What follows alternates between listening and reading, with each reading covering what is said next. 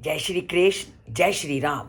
कल हमने क्या जाना कि वाल्मीकि मुनि अपने शिष्य के साथ तमसा नदी के तट पर खड़े हैं। और जैसे ही वो तमसा नदी के तट पर खड़े हुए और उसके सौंदर्य को जब उन्होंने देखा, तो अपने शिष्य को उन्होंने उसके सौंदर्य का वर्णन करते हुए कहा कि इस तमसा नदी का जो जल है वो बहुत ही सुंदर है। आज भी वो उसी की सुंदरता का वर्णन करते हुए अपने शिष्य को क्या कहते हैं, आकर्दमम इदम तीर्थम भारद्वाज निशाम्ये रमणीयम प्रसन्न अम्बु सन मनुष्य मनो यथा। अब वो क्या कहते हैं कि हे भारद्वाज, अकर्दमम इदम तीर्थम, जो ये घाट है, ये जो इसका हिस्सा है, ये बड़ा ही अकर्दम, कर्दम मीन होता है कीचड़, और जो कीचड़ से रहित है तो नेचुरली बहुत सुंदर होगा।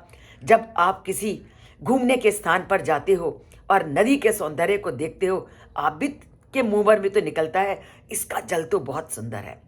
और जैसे ही उन्होंने उसके कीचड़ रहित जल को देखा, तो उनके मुख से भी सहसा यही वाणी निकली कि इसका घाट बड़ा सुंदर है, इसका जल बड़ा सुंदर है। जैसे कभी आप समुद्र के तट पर गए हो या किसी जल नदी के स्थान में गए हो या गंगा के तट पर गए हो, तो आप भी गंगा के थोड़ी दूर वाले तटों को बहुत पसंद करते हो क्योंकि उसका पानी साफ होता है। वही बात तमसा नदी के उस तट को देख करके बाल मुनि के मन से निकली कि तमसा नदी का ये जो घाट है बहुत सुंदर है। क्यों सुंदर है? क्योंकि इसका जल अकर्दमम, कीचड़ से रहित है, रमणीयम प्रसन्न अम्बु, और इसका अम्बु मतलब जो जल है वो बहुत ही प्रसन्नम, स्वच्छ है और बहुत ही सुंदर है।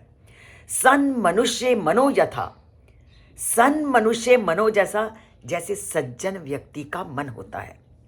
सज्जन क्यों कहा जाता है? क्योंकि सज्जन व्यक्ति का मन बहुत पवित्र होता है, साफ होता है, उसके मन में कोई छल कपट नहीं होता। वो कहते हैं कि जैसे सज्जन व्यक्ति का मन कपट रहित रहित होता है, उसी तरह चमकता हुआ स्वच्छ जल वाला तमसा नदी का ये घाट है। कितनी सुंदर कंपैरिजन उन्होंने कहा कि इस नदी का तट, ये जो घाट है वो उतना सुंदर है, उतना मन भावन है जितना एक सज्जन व्यक्ति का मन।